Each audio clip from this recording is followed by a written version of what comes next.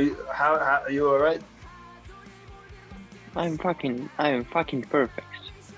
With Joe Lindsley from Skola, Ukraine, and your favorite little bit crying Zachary from Kyiv, Ukraine. Доброго вечора, ми з України.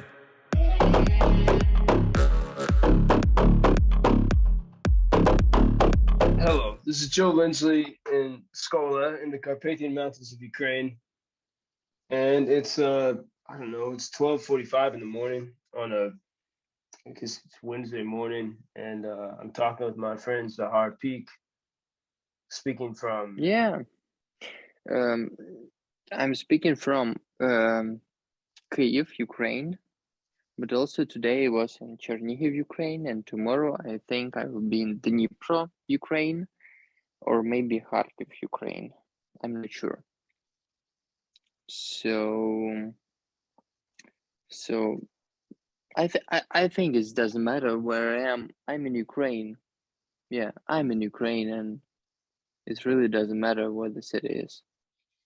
and I was in well, I mean, look, neither of us really wanted to record tonight. I mean, I'm tired and I have a story I really wanted to write. You had a shitty day, it sounds like. No, man, And fuck you. Your stories is shit. Are shit. Yeah, your stories are shit. That's yeah, properly English. Yeah, I think so why? because I think Yeah. you're a shitty writer. Yes, thank you. I'm working on a story about I just I have to tell the truth about all this shit that's happened since the war began, including about the crazy foreigners that have come here. And so I'm writing a story about some of the foreign legion and Americans and Brits that I met, and very few of them very noble, but some of them fucking weird and crazy. And I want people to know the reality here, and I have these stories, so I'm gonna fucking share them. How it looks like a Hunter Biden video, man. How? Fuck you, man. Fuck you. Yeah, I don't know, man. Wait, Okay, I'll tell you a story. tell a story. Today in Chernihiv, I was in the school where in the first week of Russian invasion in February, Russian soldiers made a headquarters in the school.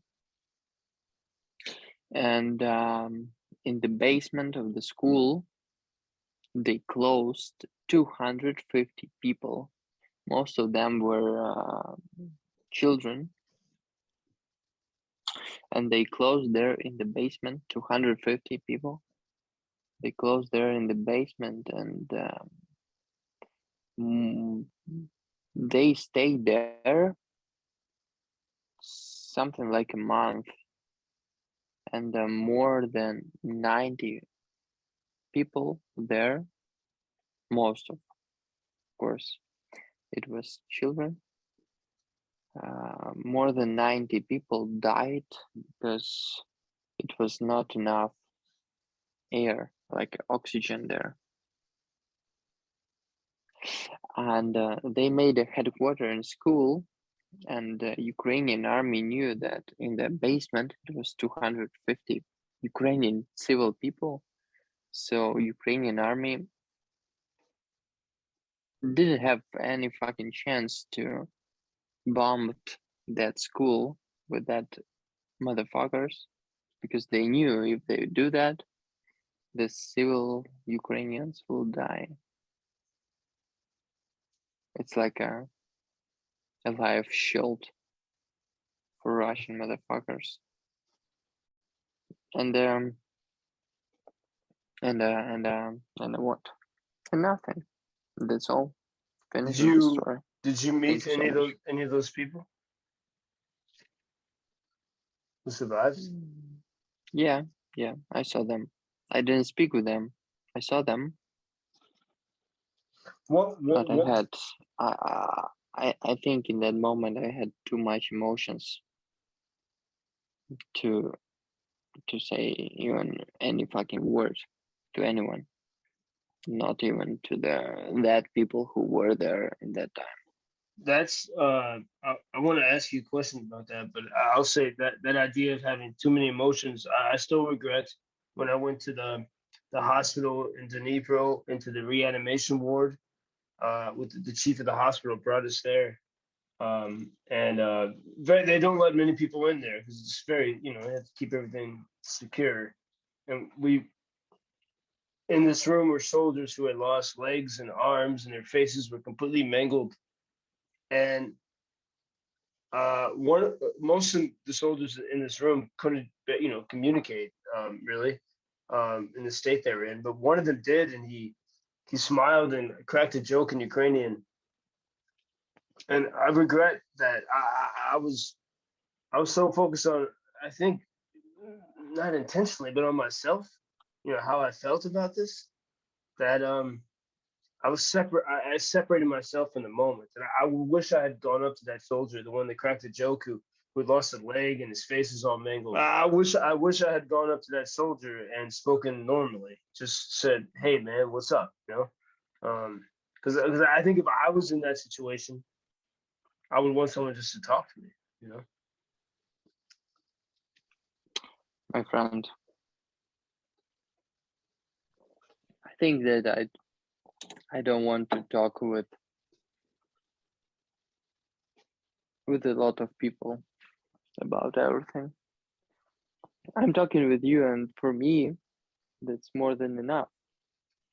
I don't want to talk with you as well, but I'm talking, so. And that's really more than enough for me to talk about everything. And I know that I will not show my true emotions to other people. You mean when we were recording? Yeah, whatever. But for me, it doesn't matter if you're recording or not. I'm always talking the truth with you. Yeah, of course, I don't want to talk about that shit. I don't want to talk with anyone about that. But also in the same moment, I want the whole world to know that shit what I am looking at. So I don't know, but for me, it's very hard.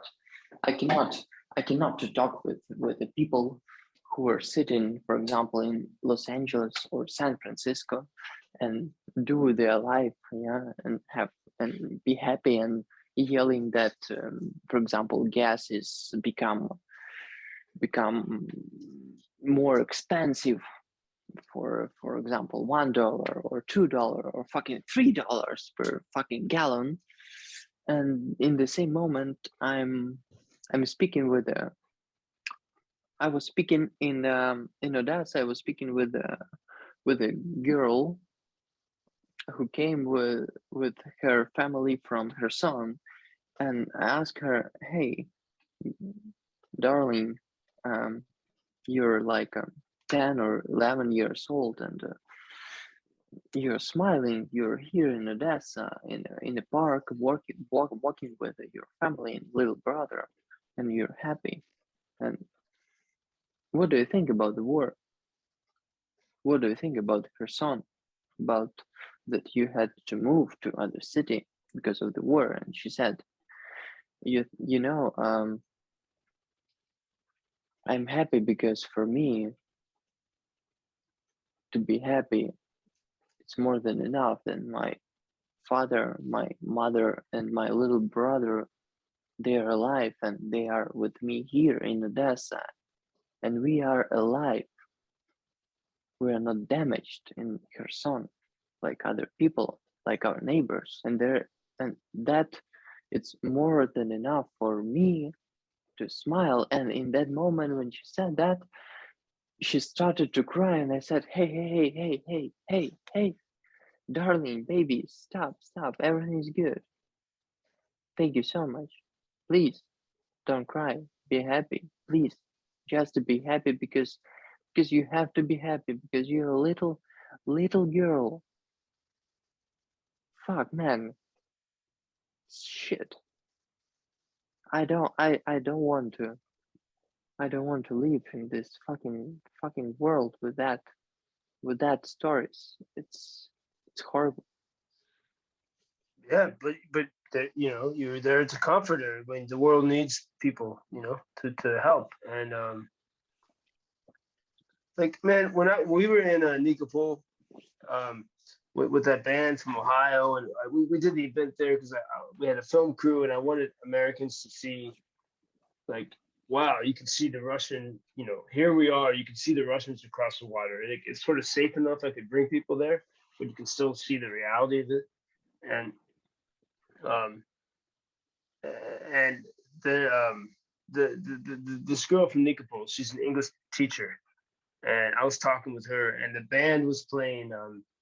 It really felt like something from the Lord of the Rings because you had people dancing in the shadow of evil across the water, the largest nuclear plant in Europe, and this the band started to play this traditional Ukrainian song. I don't know what it was, and this girl I was talking to, she was so confident and cool, and then all of a sudden, while she's talking to me, she stops talking and she starts crying, like sobbing, tears flowing out of her eyes.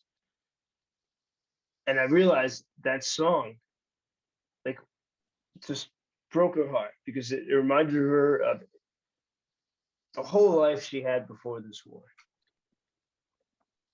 and from being a child in Ukraine and everything, things I couldn't possibly know. I mean, I've been here for 2 years, but it's things I couldn't know, not being, I mean, I'm free to go, right? Y'all not free to go. And I really saw, I can understand it intellectually. I can understand it even, emotionally in many ways. But those tears, we just see everything you've ever known under threat. And I mean, you face that. Your whole family faces that, and it's shit.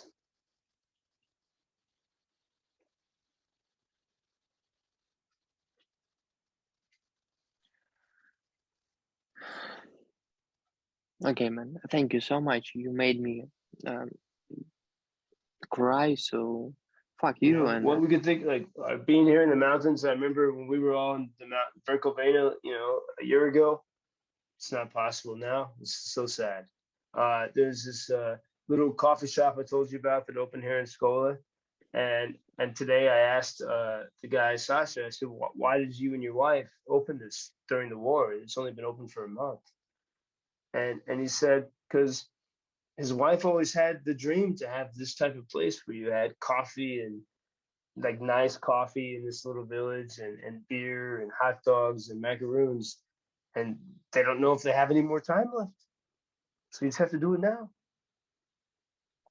My friend Taras Pikh, who is from Lviv and lives in Kiev, he wrote on Facebook a few days ago. In the morning he was at a funeral in Lviv, and of a friend who was a warrior, and it was horribly sad. And he said before the war, if you went to a funeral like that, you could not be happy for days. You couldn't go drink beer with friends. But that night, he was drinking beer with friends. And he said, because in war, every single day is a month or a year. And you don't know when you might never see your dear friends again. So you can't afford to tell them, oh, I'm so sorry. Today I'm sad because of a funeral. No, there's no time for that. And so we were inundated with every possible emotion, like every fucking hour, It's it's almost too much for people to bear. It's that horrible. It really is horrible.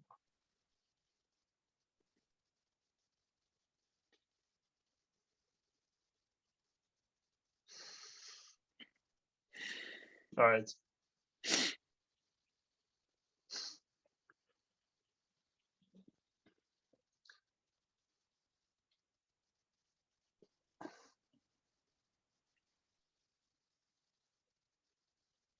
It's a damn terrible thing.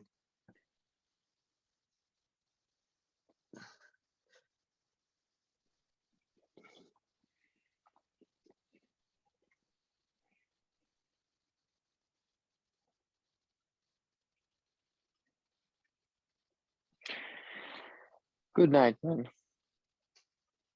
Good night, man. How are you? How are you all right? I'm fucking perfect.